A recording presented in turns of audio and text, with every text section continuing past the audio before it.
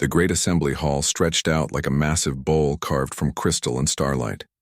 Representatives from 47 different species sat in curved rows that spiraled down toward the central speaking platform.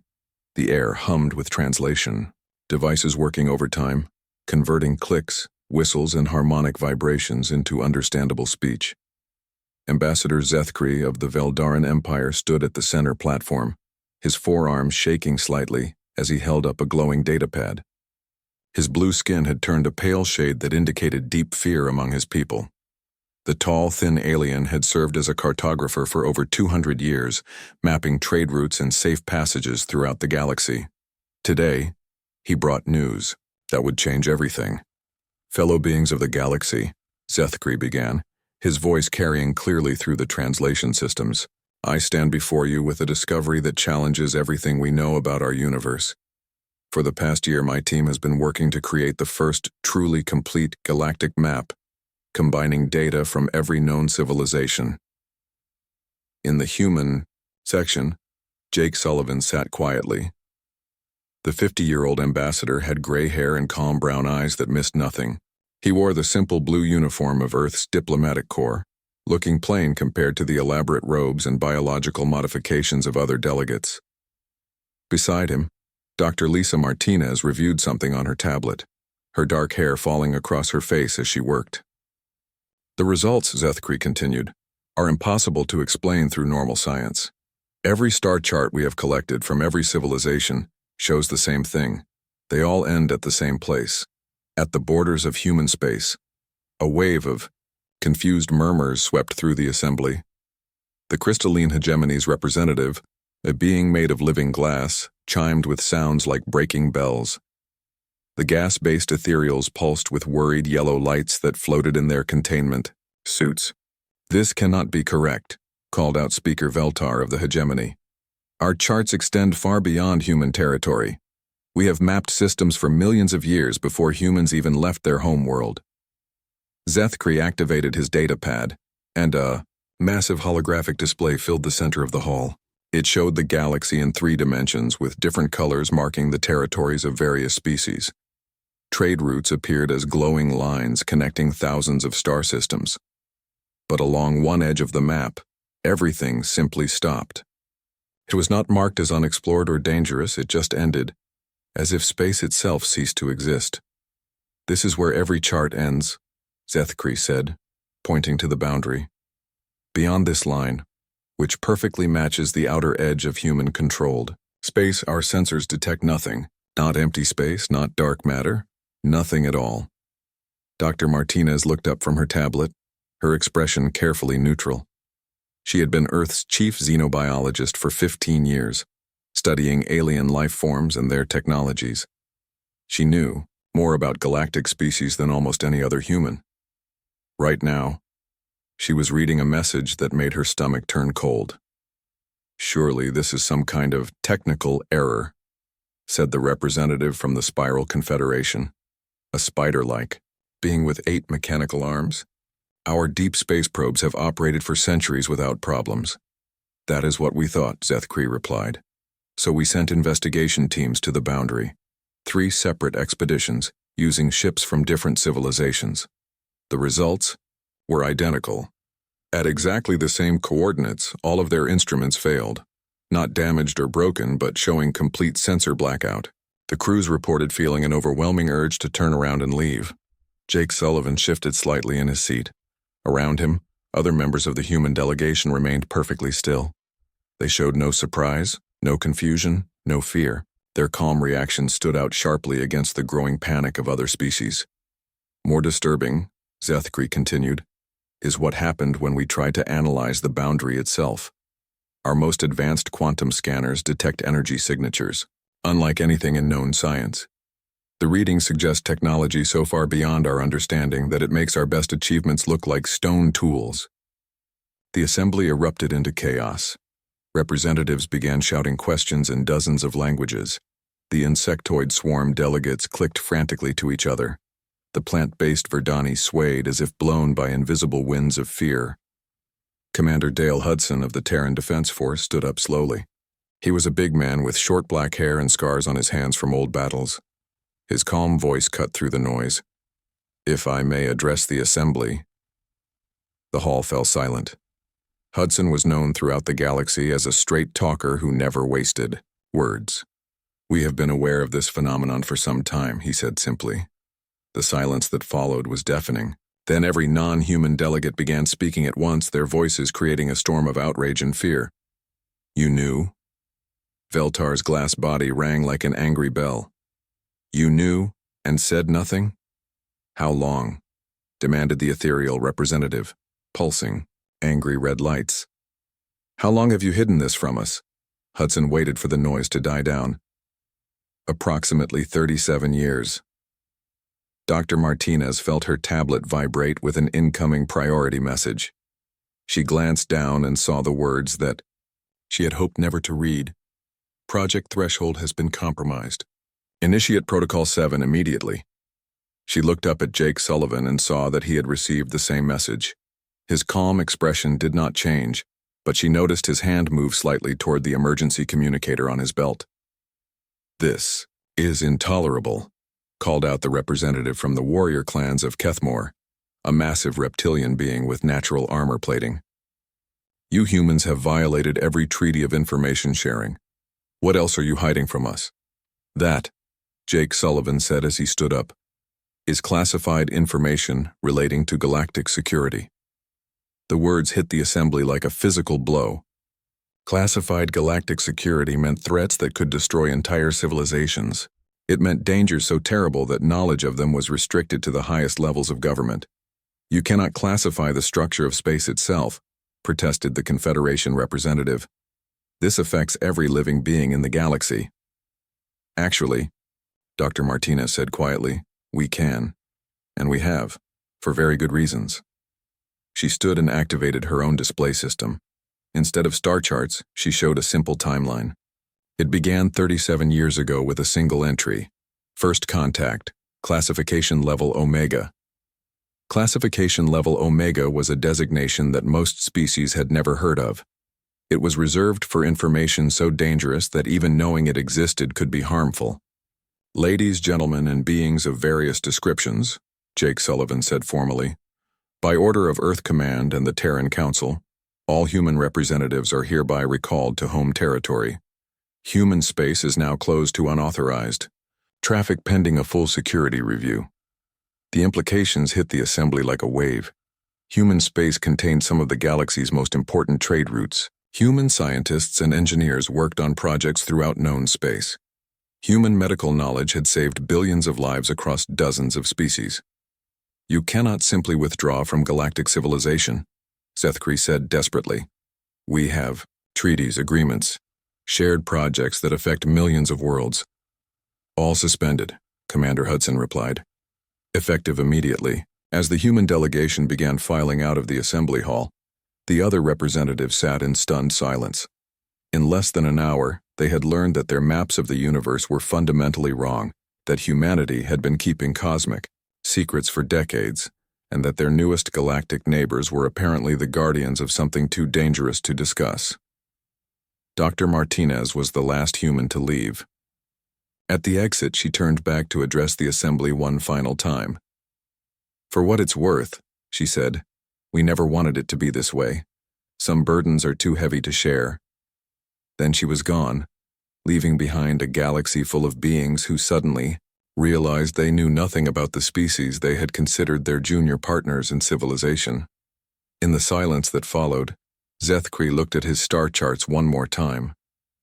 The boundary was still there, still impossible, still marking the edge of everything they thought they knew about their universe. And now they knew that humans had been standing guard at that boundary for almost 40 years, protecting the galaxy from something they refused to name. 3 weeks had passed since the humans closed their borders and left the galaxy in chaos. Trade routes that had operated for centuries came to a halt. Scientific projects involving human technology stopped working.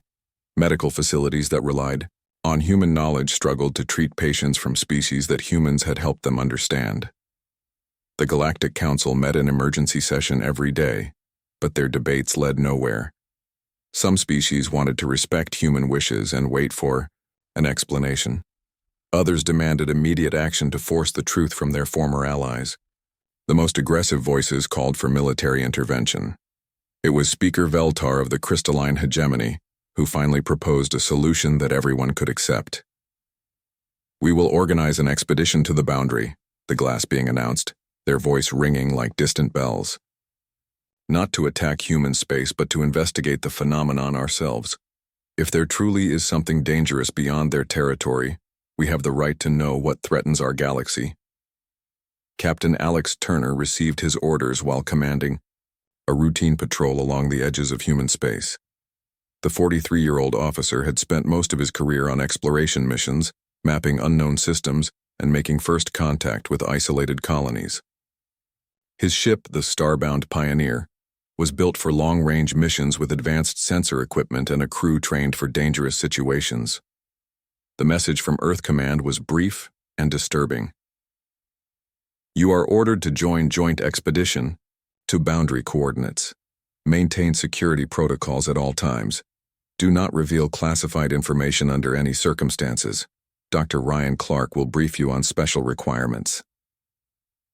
Dr. Clark was waiting in the ship's conference room when Turner arrived.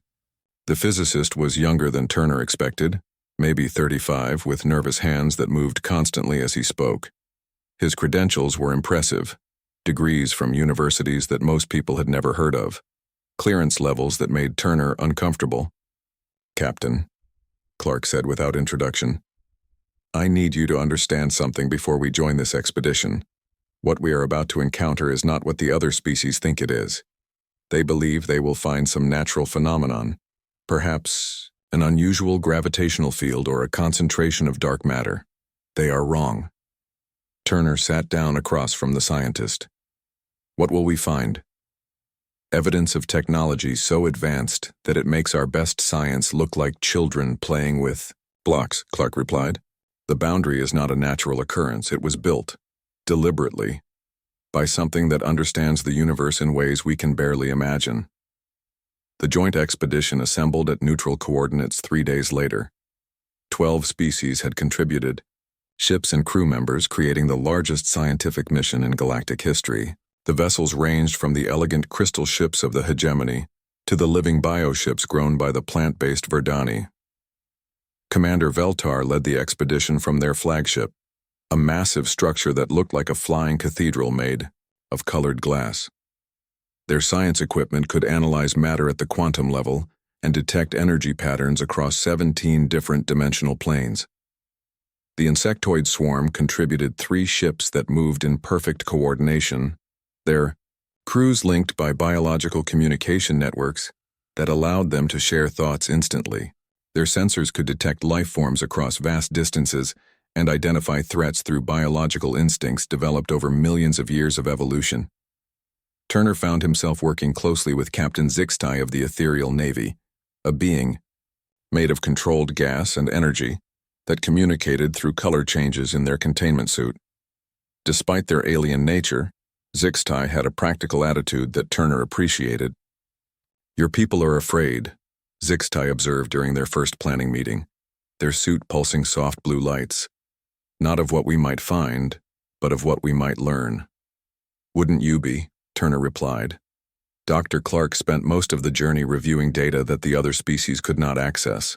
His computer terminal was connected to Earth's most classified databases through quantum communication links that bypassed normal space entirely. The information he was reading made his hands shake more each day. The expedition approached the boundary coordinates slowly, with every sensor active and recording. At first, everything seemed normal. Space looked exactly as it should, filled with distant stars and the usual background radiation from the galaxy's formation billions of years ago. Then the problems began. It started with the dreams. Alien crew members who had never experienced nightmares suddenly found their sleep filled with visions of enormous mechanical structures stretching across impossible distances. They dreamed of corridors that had no beginning or end, filled with sounds like machinery running for millions of years without stopping. The swarm delegates were affected worst. Their shared consciousness meant that one individual's nightmare became everyone's experience. They began reporting images of vast construction projects that spanned entire solar systems, built by beings that existed in multiple dimensions at the same time.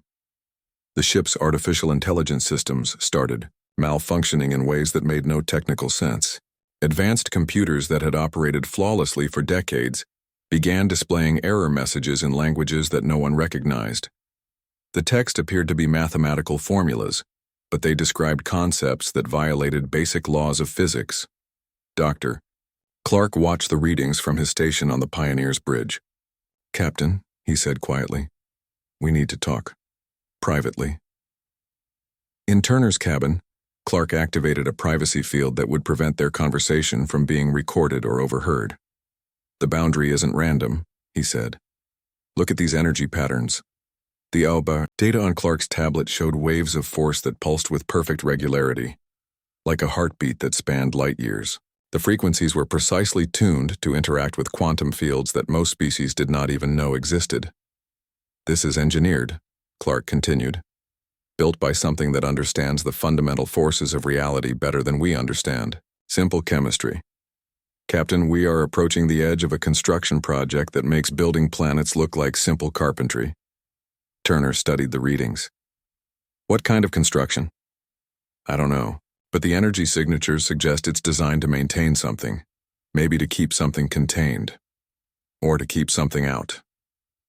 On the expedition's 5th day near the boundary, their sensors detected the structures. They appeared gradually, like objects emerging from fog. At first, they looked like unusually large asteroids or small moons. But as the ships moved closer and their instruments gathered more data, the truth became impossible to ignore. The objects were artificial.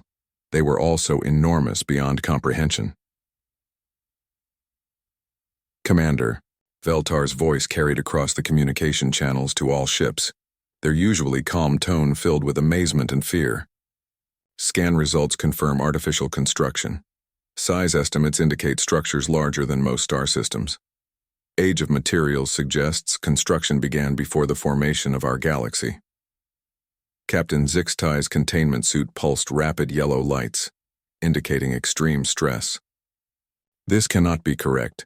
Nothing could build on such a scale." But the readings were consistent across all ships and all sensor types.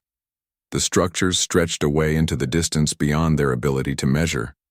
They appeared to be connected by energy fields that created a network spanning unknown distances.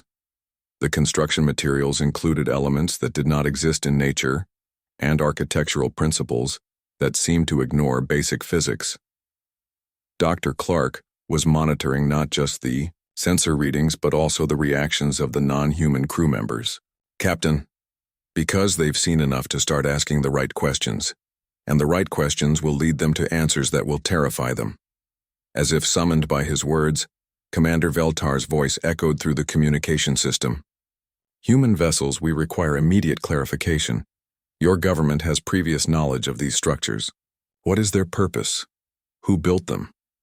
Why was this information classified?" Turner looked at Dr. Clark, who was already activating emergency protocols on his station. "Captain," Clark said, "in about 30 seconds, every species on this expedition is going to realize that humanity has been standing guard over something that predates galactic civilization. They're going to understand that we've been keeping them away from these structures for very good reasons." The communication channels erupted with voices from every ship in the expedition. The universal translators struggled to keep up as representatives from 12 species demanded answers in languages ranging from harmonic vibrations to controlled chemical releases. "Humans respond immediately," called the representative from the warrior clans. "These structures pose a potential threat to all galactic life. You have violated every treaty by concealing their existence." Turner activated his ship's emergency beacon, sending a coded signal back to Earth Command. The message was simple. "Expedition compromised. Request immediate extraction authorization." The response came back within minutes, but it was not what he expected. "Negative on extraction. Maintain position. Prepare for contact protocol implementation." Dr. Clark looked up from his readings with an expression of complete terror. "Captain, they're activating the structures. Something in our presence here has triggered a response for The expedition returned to their homeworlds carrying news that shattered everything the galaxy thought it knew about the universe. Within days, emergency meetings were called on every major world. Military leaders demanded immediate action against humanity. Scientists begged for access to the impossible structures they had discovered. Politicians argued about treaties and trade agreements that suddenly seemed meaningless. The crisis reached its peak when the warrior clans of Kethmore declared that they would take military action if humans did not provide complete information about the boundary. Within 7 days, their massive war fleets began moving toward human space, followed by smaller battle groups from 6 other species who wanted answers more than they feared conflict. Earth's response was swift and absolute. Every human ambassador was recalled. Every human scientist working on alien worlds packed up and left. Trade ships heading to human space were turned away at the border. Within 48 hours, humanity had completely isolated itself from the rest of the galaxy. Dr. Karen White had spent 30 years keeping the biggest secret in human history. As director of Earth's Xenological Research Division, she had watched her government build relationships with dozens of alien species while never telling them the truth about why humans were really in space. The weight of that secret had cost her sleep, relationships, and most of her hair, which had turned completely gray before she reached 50. Now, sitting in a secure conference room deep beneath the surface of Luna, she prepared to break her oath of silence. Around the table sat representatives from the 4 alien species that Earth Command had decided could be trusted with the truth. It was a small group, but these were leaders who had shown wisdom and restraint during past crises. Speaker Veltar of the crystalline hegemony sat motionless, their glass body reflecting the room's lights in patterns that indicated deep thought. Captain Zix Tai of the ethereal navy pulsed soft blue colors, a sign of calm attention among their people. The Verdani representative, an ancient tree being called Root Singer Thala, swayed gently as plant people did when they were listening carefully. Finally, there was Dr. Quindar of the Spiral Confederation, a spider-like being whose 8 mechanical arms moved constantly, adjusting instruments and taking notes. "What I am about to tell you," Dr. White began, "will change how you understand your place in the universe. It will explain why human space is forbidden territory and why we have spent decades lying to every species we have met." She activated a holographic display that showed Earth as it had existed 50,000 years ago. Primitive humans lived in small groups, barely able to make fire, completely unaware that they shared the galaxy with advanced civilizations. 50,000 years ago, something made contact with humanity. Not aliens like yourselves, but entities, so old and powerful that they remembered watching galaxies form from cosmic dust. They called themselves the Architects, though that may not be their real name. Human languages at the time had no words for what they truly were. The hologram changed to show space beyond the galaxy, filled with structures that dwarfed solar systems, the same massive constructions that the expedition had discovered, but extending in all directions beyond the ability to measure. "The Architects are builders on a cosmic scale," Dr. White continued. "They maintain the fundamental forces that keep reality stable. They adjust the laws of physics to prevent universe-ending catastrophes. They build barriers between dimensions to keep dangerous things from destroying everything that exists." Root Singer Thala's branches rustled with concern. If they possess such power, why would they contact primitive humans? Dr. White changed the display to show a timeline of galactic civilizations. Because they had a problem. Every few million years, young civilizations in this galaxy develop space travel. They explore, they expand, they grow curious about what lies beyond the galactic rim. Eventually, they reach the Architects' construction sites. The timeline showed civilization after civilization reaching toward the galaxy's edge, then suddenly disappearing. Not destroyed by war or natural disaster, but simply ceasing to exist as if they had never been born. Previous species that reached the Architect's domain interfered with machinery that maintains the basic structure of space-time, Dr. White explained. They tried to study technology they couldn't understand. They attempted to claim power they weren't ready for. The results were always the same. Complete annihilation, not just of the interfering species, but of entire galactic civilizations. Doctor, Quindar's mechanical arm stopped moving, a sign of extreme shock among the spider people. How many civilizations? Hundreds, possibly thousands. The architects showed us records going back millions of years. Every galactic cycle ended the same way. Captain Zixtai pulsed yellow lights indicating confusion. Then why are we still here? Because humanity made a deal. The hologram changed to show a human figure standing before beings of impossible size and complexity. The architects appeared as geometric shapes that existed in multiple dimensions simultaneously, their true forms too complex for three-dimensional minds to fully understand. The architects needed guardians for this galaxy, a species that would prevent others from reaching their domain. In exchange, they offered humanity advanced technology, protection from cosmic threats, and the chance to save galactic civilization from repeating the mistakes of the past. Speaker Veltar's glass body rang with low tones that indicated deep disturbance. You accepted the role of cosmic jailers. We accepted the role of cosmic protectors, Dr. White corrected. The choice was simple. Become guardians and allow galactic civilization to flourish, or refuse and watch everything end when the next species tried to claim architect technology. The hologram showed the early days of human space expansion. Instead of exploring randomly, human ships moved in carefully planned patterns, always staying between alien civilizations and the galactic rim. They established colonies that served as monitoring stations. They built deep space facilities that looked like research outposts, but were actually early warning systems. Every human child learns about the service in school, Dr. White continued. We tell them it's theoretical, just an idea about how people might serve their species in the future. The truth is different. Colonel Steve Parker entered the room at that moment, his military uniform showing the insignia of units that the alien representatives had never seen before. He was a big man with scars on his face and hands that spoke of dangerous service far from normal human space. 1 in every 1,000 humans is selected for the service, Parker said as he took a seat at the table. They volunteer, though they don't fully understand what they're volunteering for until after they accept. They leave their normal lives behind and become part of the boundary garrison. They become the censors and enforcers of the cosmic barrier. Human consciousness, when properly trained and equipped, can perceive threats across multiple dimensions simultaneously. Our people stationed beyond the boundary exist partially outside normal space-time. They can detect problems before they fully manifest in our reality.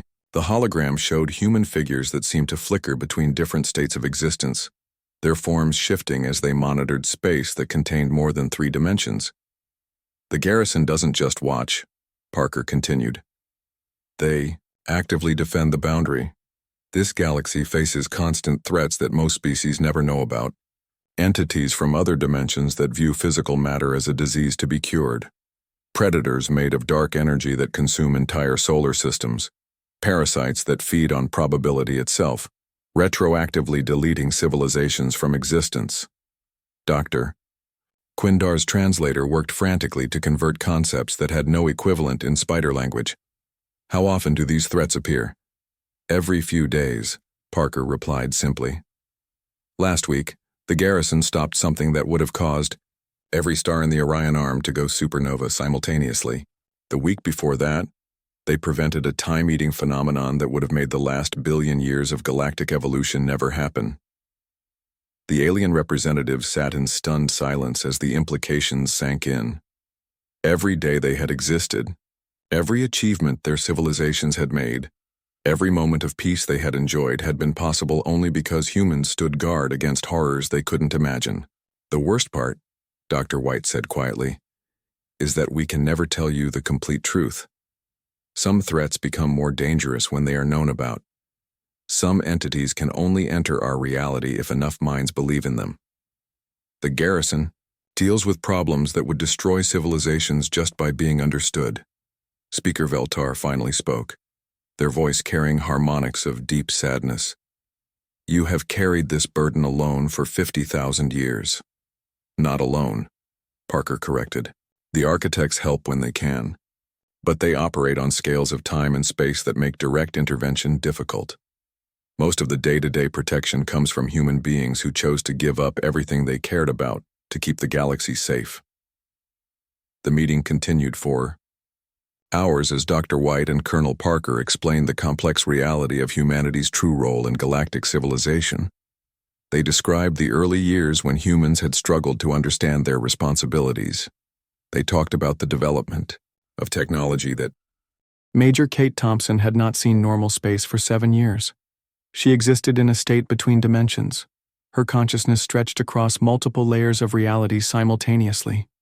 Her body remained anchored in a monitoring station that floated in the void beyond the galactic rim, but her mind reached into spaces that had no names in any language.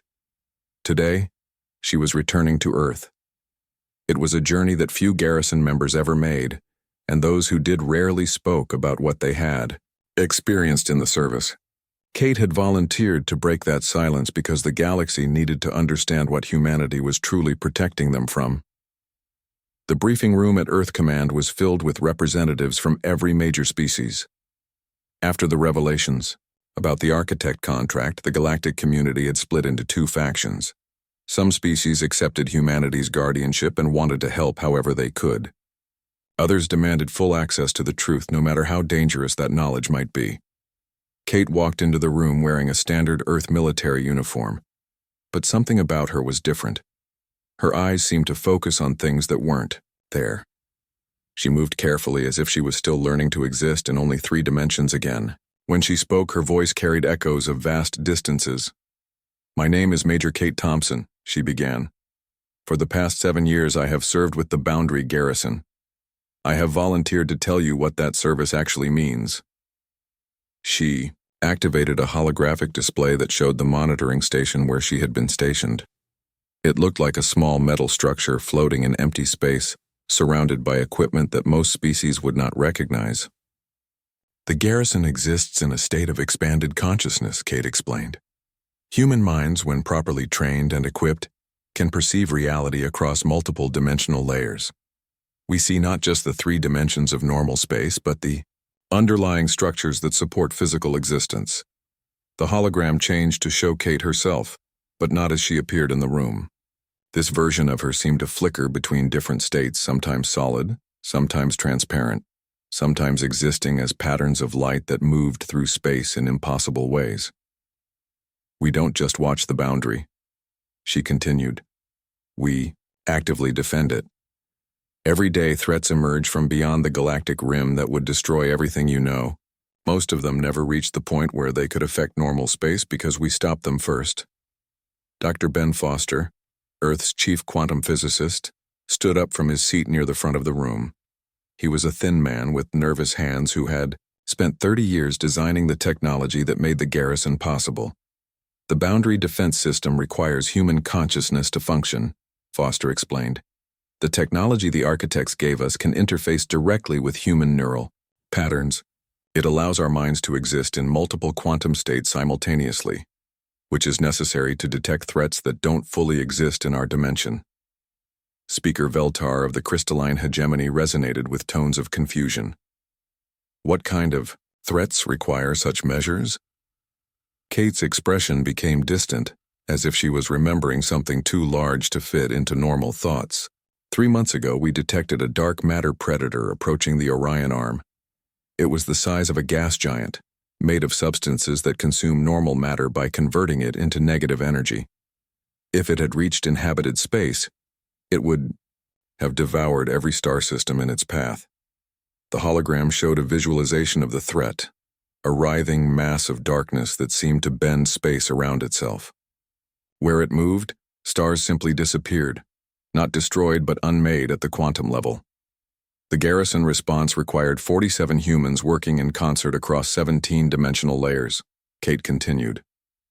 "We redirected the predators' attention toward a region of empty space where it could be safely contained. The operation took 6 days and cost the lives of 3 garrison members who pushed their consciousness too far beyond the limits of human existence." The alien representatives sat in shocked silence. Captain Zixtai of the Ethereal Navy pulsed rapid orange lights, indicating extreme distress among their people. "Last year," Kate continued, we encountered something called a probability parasite. It feeds on quantum possibilities, retroactively changing the past to prevent civilizations from ever developing. When we detected it, approximately 400 star systems in the outer spiral had already been affected. Those civilizations didn't die. They simply never existed in the first place. The hologram showed a map of affected space, with star systems marked in red where entire civilizations had been erased from history. Only the garrison members, existing partially outside normal time, retained memories of what had been lost. The parasite had to be fought in the temporal dimension, Kate explained. Garrison members had to exist in multiple timelines simultaneously, protecting the original history while the parasite tried to rewrite it. 12 humans died in that battle, and their sacrifice is the only reason you remember your own past, Agent. Lucy Davis from Earth's Temporal Security Division took over the presentation. She was a woman in her 40s with gray hair and eyes that seemed older than her face. The boundary protects against threats that exist across time as well as space, Davis explained. Time-eating phenomena that cause entire species to never have evolved, causal inversions that reverse the flow of history, paradox engines that create logical contradictions in the structure of reality itself. She activated a new display showing a timeline that branched and twisted in ways that hurt to look at. Every garrison member exists in multiple timelines simultaneously, Davis continued. They have to because some threats can only be fought by beings who remember versions of history that no longer exist. In timelines where humanity never accepted the architect contract, galactic civilization never developed beyond primitive space travel. Root Singer Thala, the ancient Verdani representative, swayed with distress patterns that indicated deep fear among plant people. All of them, Kate replied simply. Every possible timeline where galactic civilization survived or failed. Every version of reality where different choices were made. The garrison exists at the intersection of all possible futures, which is why we can protect the one timeline where everyone lives. The presentation continued with descriptions of threats that had no names in galactic languages, entities that existed as pure mathematics, trying to solve the equation of reality and reduce the universe to a single number, living concepts that spread like viruses, infecting entire species with ideas that drove them to self-destruction. Dimensional invaders from realities where the laws of physics worked differently, seeking to impose their version of existence on everything they encountered. Most of these threats never become visible to normal space, Kate explained. They are detected and stopped at the quantum level before they can fully manifest in three-dimensional reality. The garrison members who fight them exist in a state of constant vigilance, monitoring probability streams and quantum fluctuations for signs of approaching danger. Dr. Foster activated another display showing the technical specifications of garrison equipment. The technology requires voluntary human consciousness to function. We cannot force someone to join the service, and we cannot use artificial intelligence to replace human awareness. The architect technology specifically interfaces with human neural patterns developed over millions of years of evolution. The Ban, representative from the warrior clans of Kethmore, a massive reptilian being named General Gorth, spoke for the first time during the briefing. What happens if humans refuse to continue this service? The room fell silent. Kate looked at Agent Davis, who nodded slightly. We tested that possibility, Davis said quietly. In 2387, we temporarily shut down 3 garrison stations for maintenance. Within 6 hours, reality began to unravel in the affected sectors. Space-time itself started to collapse as threats that had been held in check for decades suddenly broke through the weakened boundary. She showed a recording from that incident, displaying sensor readings that documented the systematic destruction of physical laws in a region of space larger than most star systems. The collapse was spreading at light speed toward inhabited space, Davis continued. We were able to restore the garrison stations and reverse the damage, but the lesson was clear. The boundary defense system cannot be shut down or abandoned without consequences that would end galactic civilization. Kate stepped forward again, her strange eyes focusing on each alien representative in turn. The service is voluntary, but it is also permanent. Once someone joins the garrison, they cannot return to normal existence. Their consciousness has been expanded beyond the limits of three-dimensional reality. They remember things that didn't happen and see threats that don't yet exist. She paused, and for a moment her expression showed the weight of everything she had experienced. We do this because someone has to. Because the alternative is the end of everything. Because in all the possible timelines we can see, the only futures where galactic civilization survives are the ones where humans stand guard at the boundary. The briefing ended with a demonstration that no one would ever forget. Several alien species had demanded proof that the threats were real, insisting that they had the right to see evidence of the dangers that humanity clay. The galaxy had been in chaos for 6 months. After learning the truth about humanity's role as cosmic guardians, every species struggled with the same impossible choice: accept their limitations and remain safe within the protected zone, or demand access to the greater universe and risk everything they had ever known. Some worlds chose acceptance immediately. The peaceful Verdani understood that survival sometimes required sacrifice. Their root council declared that they would rather live in a smaller universe than die in a larger one. The crystalline hegemony, with their deep understanding of harmonic balance, recognized that the current arrangement maintained stability that benefited everyone. But other species could not accept the restrictions. The warrior clans of Kethmore saw the boundary as a challenge to their strength. The proud Spiral Confederation believed that no species had the right to limit their expansion. 36 smaller civilizations declared that they would rather face cosmic horrors than submit to human authority. Dr. Amy Rogers had been preparing for this moment her entire career. As Earth's chief negotiator, she had studied every major galactic species, learning their cultures, their fears, and their motivations. Now she stood before the reformed Galactic Assembly, carrying humanity's final offer to prevent a war that would destroy everyone. "Members of the Assembly," she began, her voice carrying clearly through the translation systems. "We gather today to make a choice that will determine the future of galactic civilization. We can work together to expand the safe zone gradually and carefully, or we can watch everything end as species destroy themselves trying to claim power they cannot control." The assembly hall was packed beyond capacity. Representatives from every known species had come to hear humanity's proposal. Military leaders sat beside scientists and philosophers. Some wore ceremonial robes while others came in battle armor, ready for whatever decision emerged from this final debate. "Humanity offers the following agreement," Dr. Rogers continued. "We will expand the protected zone by carefully negotiating with the architects for additional safe territory.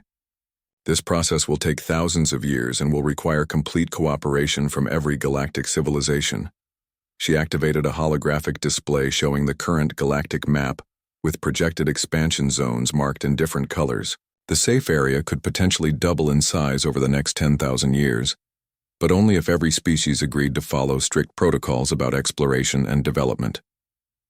"The alternative," she said, gesturing to Agent Tony Miller, who stood at the side of the speaking platform, "has been documented throughout galactic history." Miller stepped forward carrying a data crystal that contained the most disturbing information in human archives. He was a man in his 50s who had spent decades studying the remains of previous galactic civilizations that had tried to bypass similar guardian arrangements. "We have found evidence of 17 previous galactic cycles," Miller announced. "Each one ended the same way. Young civilizations developed space travel, encountered their designated guardians, rejected the restrictions placed on their expansion, and attempted to claim architect technology for themselves." The holographic display changed to show archaeological evidence from dead star systems scattered throughout the galaxy.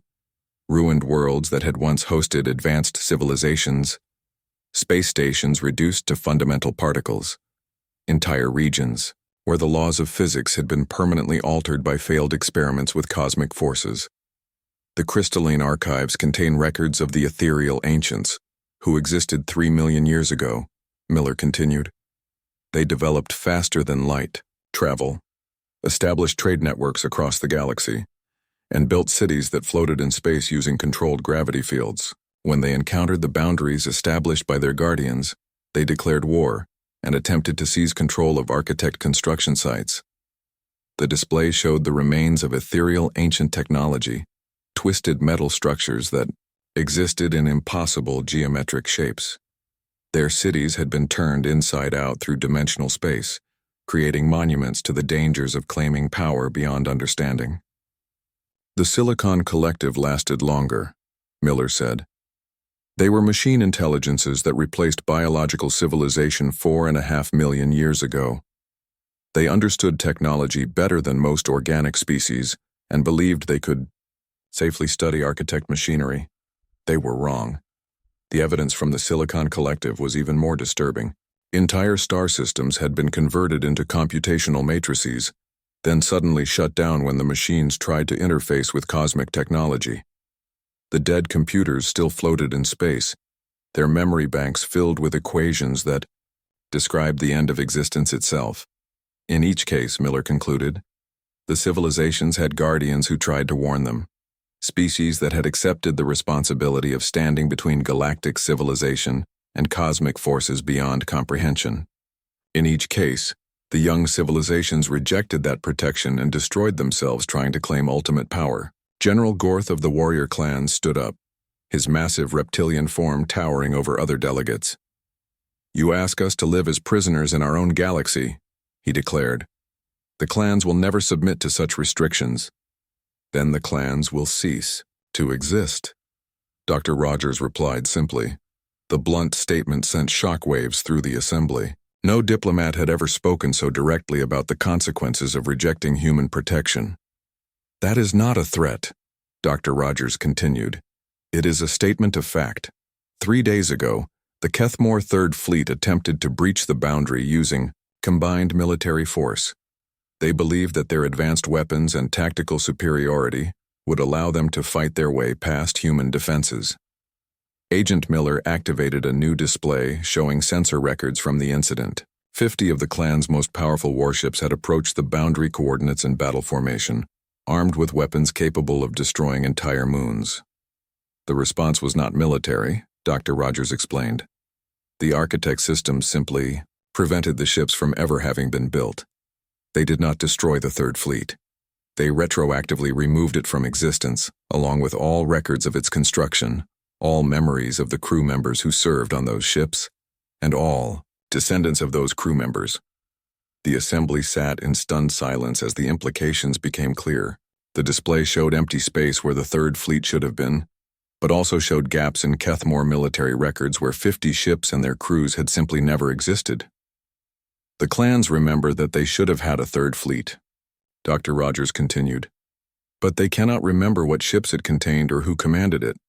The technology that created those vessels was removed from their knowledge base. The families of the crew members remember that they should have had relatives serving in the fleet, but cannot recall their names or faces." General Gorth's expression showed the confusion and horror that came from remembering something that had been erased from reality. His own memories contained gaps where knowledge of the Third Fleet should have been. "This is the power that humanity has been protecting you from," Dr. Rogers said. "The ability to edit reality itself, to make entire civilizations never have existed, to remove threats not by destroying them but by preventing them from ever having been born." The demonstration had the desired effect. Species that had been demanding immediate access to cosmic technology suddenly became much more interested in negotiation and compromise. Over the following weeks, the galaxy slowly chose cooperation over confrontation. The crystalline hegemony became humanity's first formal partner in boundary maintenance, contributing their unique ability to exist in multiple dimensional states simultaneously. The ethereal navy offered their services as early warning systems, using their energy-based nature to detect threats that physical sensors might miss. The Verdani provided something equally valuable: patience. Their long-lived nature and deep understanding of growth over time helped other species accept that expansion would happen slowly and carefully, rather than through dangerous rushing toward cosmic forces. Not every species made the wise choice. The Spiral Confederation attempted to build their own boundary-breaking technology, convinced that their superior science would succeed where military force had failed. Their home system was quietly edited out of existence 3 months later. Other civilizations remember that there should have been spider-like beings with advanced technology, but the specific details have been removed from galactic memory. A year after the crisis began, Captain Jake Sullivan stood on the observation deck of the first Joint Species Boundary Station. The facility orbited at the edge of the expanded safe zone, staffed by humans and their alien partners working together to monitor cosmic threats. Beside him, Speaker Veltar of the crystalline hegemony practiced the meditation techniques that would allow their consciousness to exist in multiple dimensions. The glass being had volunteered to join the service, becoming the first non-human to serve as a boundary guardian. Giving up your normal existence to protect the galaxy, Veltar's crystalline body resonated with harmonics that translated as gentle amusement. I have seen what exists beyond the boundary. I have watched entities that could unmake entire star systems with a single thought. Compared to that, the